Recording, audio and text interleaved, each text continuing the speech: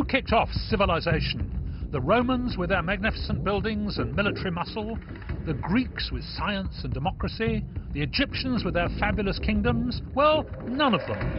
In a part of the world known as Mesopotamia, long-lost people came up with everything from the wheel to writing, armies to agriculture, bread to beer. To Ninkasi! Here at home, I'll be getting to the bottom of some of the incredible inventions that shaped the way we live today. And I've sent roving reporter Hermione Coburn off to Mesopotamia in search of the civilizations history almost forgot. There are tens of thousands of burial mounds all around me.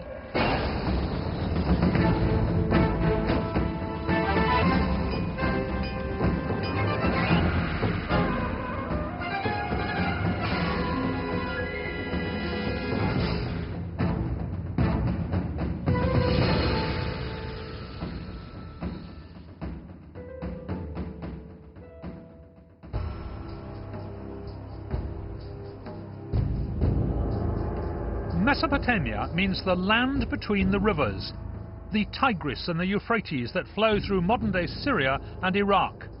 In this narrow strip of land, human history began. The Mesopotamians weren't just a single people, but a whole series of overlapping civilizations. The Sumerians, the Akkadians, the Babylonians and the Assyrians, each one building on the achievements of the one before, and between them they laid the foundations of our civilization. But visualizing just how far back in time all these people were living isn't easy. So I've come here to the Roman city of Palmyra in Syria, one of the world's most important archaeological sites.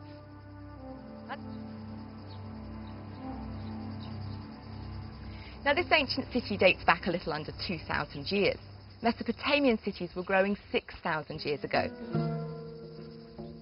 Mesopotamian cities are 3 times older than Rome. They once rose all over this region. Pyramid-like towers called ziggurats, the very word means to build high, dominated the skyline. But only in the last 200 years have archaeologists uncovered these lost civilizations. The wind, the rain and the punishing sun left very little evidence of Mesopotamia above ground. The Romans built for eternity out of stone, but the Mesopotamians used something far more down to earth.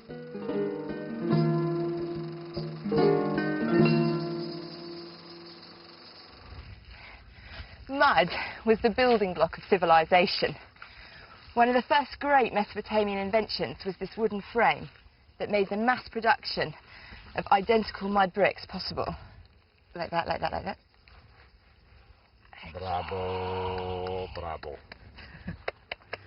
Okay.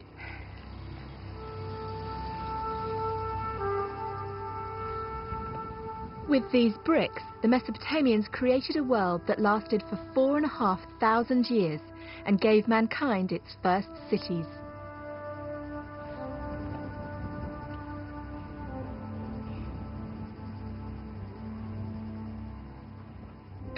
In Mesopotamia, natural resources like stone and timber were scarce, but mud was plentiful, and it wasn't just used for building.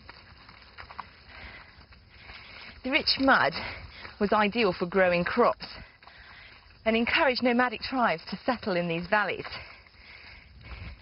But the mud came at a price. The Tigris and Euphrates are very unpredictable rivers, and they could unleash devastating floods that could wipe out entire communities at any time. The Mesopotamians developed sophisticated irrigation techniques to control the waters, helping farmers to grow more grain. More food meant more people, and the population just grew and grew. Villages became towns, towns became cities. Not everyone had to be a farmer, and civilization blossomed.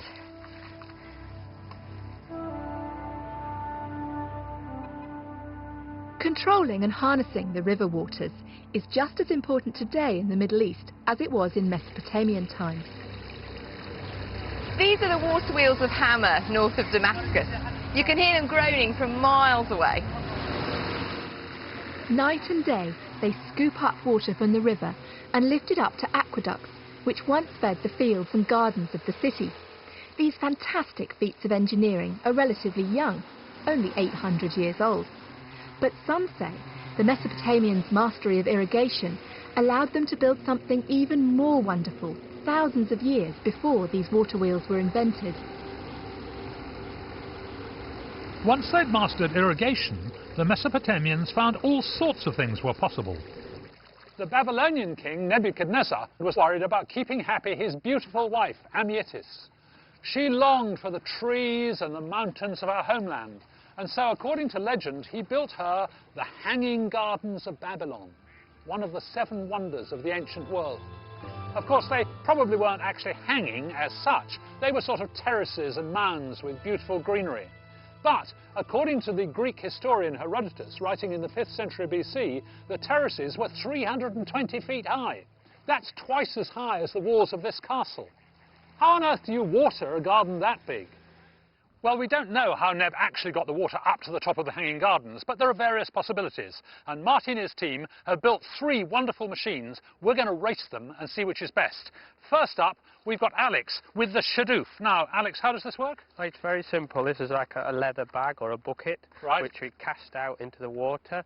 And then it's connected to this lever here with a counterweight on the other side. Oh, wow! Yeah. So that, oh, I see, that helps you lift the weight of water. Right. Very simple. And then you swing it over and tip it in here. Yeah. Going to win? Oh, I think so, yeah. Well, it's been around a long time, anyway. Next up, Marty with an Archimedes screw. Marty, I thought Archimedes invented this. Almost certainly not. I'm afraid the Mesopotamians beat him to it, and they had these devices, yeah. So, is this going to work? Absolutely. It looks a bit ramshackle to me. Yeah, I'm very confident. OK, and last but not least, we've got... Oh, that's Chris in the water, fending off the sharks. Good luck. But, Rob, you're driving the thing, yes? I am indeed, yes. So what do you have to do? It's a bucket and chain system where we're pulling the water out here, taking it up to the top, dropping it through the pipe and into the terracotta bowl. Well, it looks good. It does indeed. Is it going to work? Of course. You're going to win? Yeah, there's no question. We'll see. Right, chaps, back to your marks. We're going to have a Le Mans start. So back to the middle of the path, if you would. Gird up your loins. Get ready. OK, on your marks. Get set. Go! The shadoof has been around for at least 3,000 years, and it's still in use today. It's basically just a giant lever, so there's very little to go wrong. Simple, but brilliant.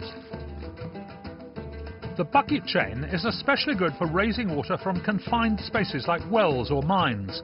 With a few modifications, it could be powered by animals. It's even said that the inventor of the first elevator got his big idea from seeing a picture of one of these in an encyclopedia. If the Hanging Gardens did use the Archimedes screw, as some researchers believe, then it must have been invented hundreds of years before the Greek genius was born. Whatever the truth, it's still around today, and because it's especially good at lifting solids and liquids together, it's often used in sewage works. Wow! Look at the Archimedes screw! Hey, it's a close thing! It's a close thing! Ah, you're over the top! Fantastic! Just made it! Wow! Can you just show me how that works again? It's a truly effective machine. It's kind of like a pasta spiral. So you just pull it round. Pull it round and it water lifts is the pulled water up, all the way continuously up. And just And look spews at out it, an it just enormous comes out at quantity. an enormous rate. Well, there we are, ladies and gentlemen, absolutely no doubt. Archimedes screw, fantastically efficient, but I have to hand a good second prize to the shadoof.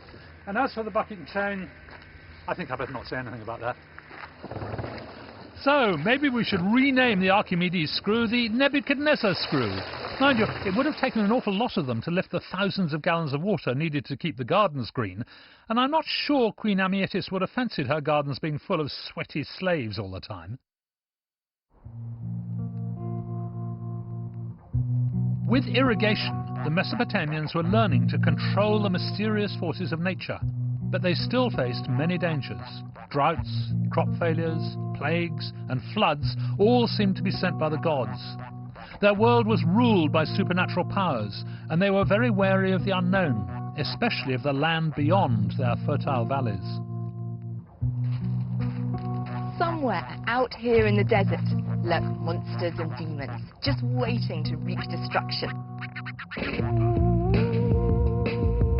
Well, at least that's what many ancient Mesopotamians